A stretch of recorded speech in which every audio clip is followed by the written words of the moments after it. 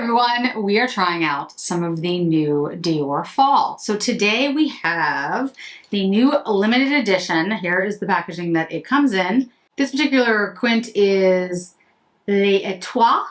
This is the blue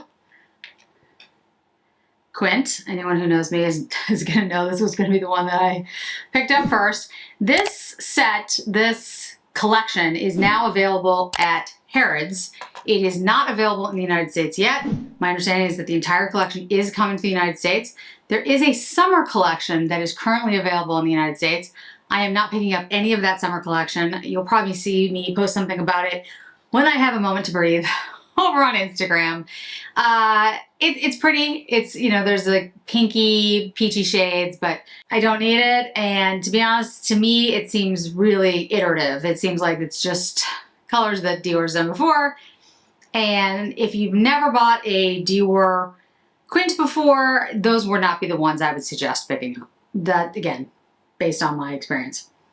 This is the Les Etoiles Quad. I absolutely love the color story. Very reminiscent of some recent color stories, including the Rivage by Chanel, Eden Rock by Dior as well, less blue, more neutrals. And one of my favorites, this is a Chanel quad from way back in the day. This is To Say Riviera, which I've used recently in a video where I talked about my favorites from Chanel. So what I would say just off the top about this particular quad that I find different and what I like about the shades, it has this periwinkle baby blue that's in the Rivage that I fell in love with. It's got a very pretty peachy sparkle shade. It's got a great deep matte. And then more of this shade is like a bluish black sparkly shade, and then this satin. So the shades in here, again, we've seen it in Rivage and Eden Rock and other sets, and you know, Guerlain has one, and Tom Ford has one. But I really do love these shades. I love the way they put them together. I think it's a great addition. I think they work really well together collectively. So I'm going to put them on the eyes today so you can see what you think. I have hopes that this formula will be good. It's not my favorite formula from Dior. They've changed their formula since last year or so. And you know, before that literally was my favorite. The case, however, the little pocket that it's in, I gotta say, I do love the little pocket. If you see it close up, I mean, it's pretty phenomenal looking. It's the streets of Paris. It does look really good. It's a tough canvas, and I say tough because this is not going to, you're not gonna have to worry about this ripping or being damaged easily. It's really well made. Like it's like a bag. It's like a handbag. It's like one of their totes, one of their library totes. And that's what it reminds me of, actually. If this was bigger, if this was like, I don't know, this size, this would be a tote. I mean, it's that well made. So I think that's great because at least, you know, they're putting the quality into that. I also have on my face the new Christian Dior, I guess you'd call it a bronzing contour stick. This is in shade 2 Tan. I have it on my face right now. It kind of clicks a little bit open, so you turn it all the way around, it clicks, which I like because it's not just keep turning. There's like a click, you can hear it and feel it, which I like. The formula is excellent. This is the warmer shade, the tan. I actually do like it on me though. I think it looks really nice. I will pick up one when it drops. I like the way it's packaged. It really snaps into place, so it's not gonna, you're gonna know it's closed, which is important for these types of creams. And yeah, it's a skin contour and I really like it. I think it's extremely good. I'll compare it to Westman and Rare Beauty after we put the eye look on. I also have on a little bit of Forever Glow Maximizer in the pink shade, a little of Maximizer Gloss, but I've kept it very simple because we really want to focus on the eyeshadow, and then I'll show you the contour. I'm going to go ahead and put this on my eyes. I'm not going to do a tutorial or anything today. I'll just, you know, go through it. But I think what I would say is the formulas actually look pretty good. They feel less creamy than the old formula, a little bit more powdery. But let's just see how they go on the eye. And then when I'm done with the eye look, we'll talk about the formula a little bit.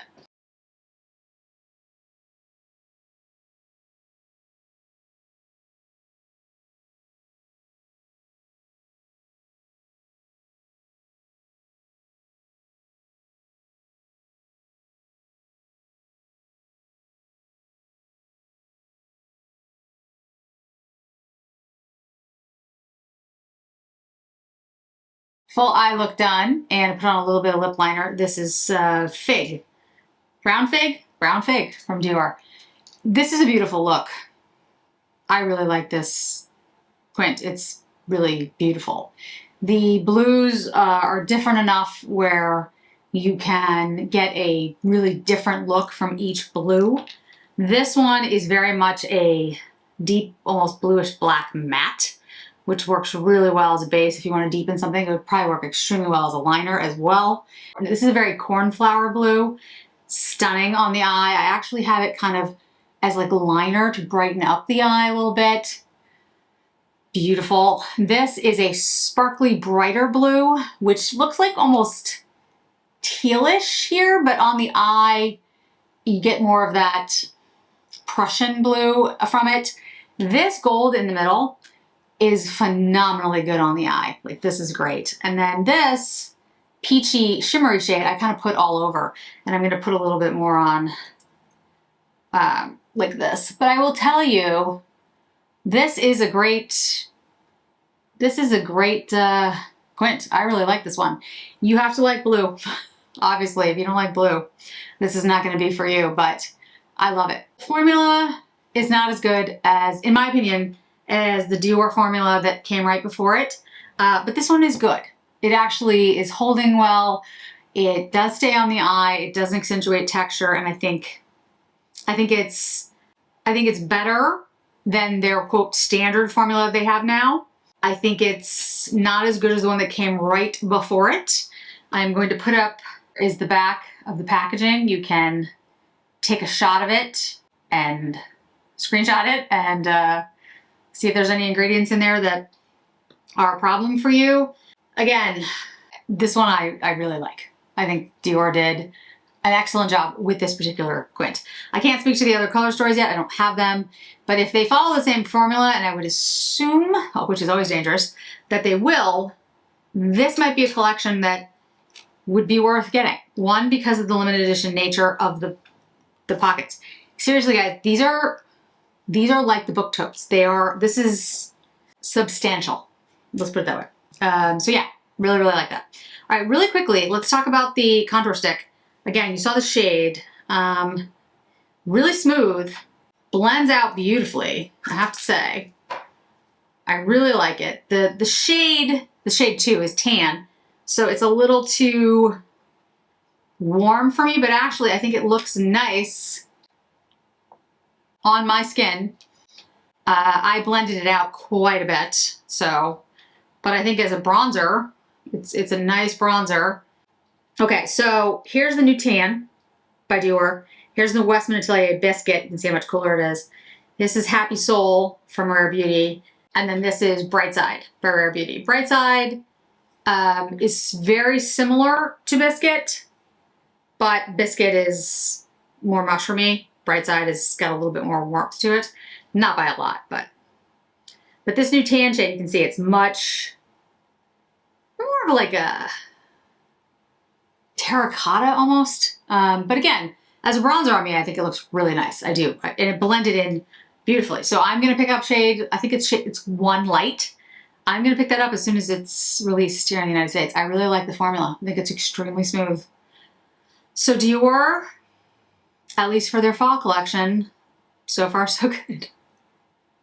I will take a look at I will review all the other products that when they come in, the Quints and so forth. But if you're interested in picking them up now, especially this particular blue Quint, you can get it at Harrods. I'll have the links below. Thanks so much for joining me today, guys. I really do appreciate it. Hope to see you in another video really soon.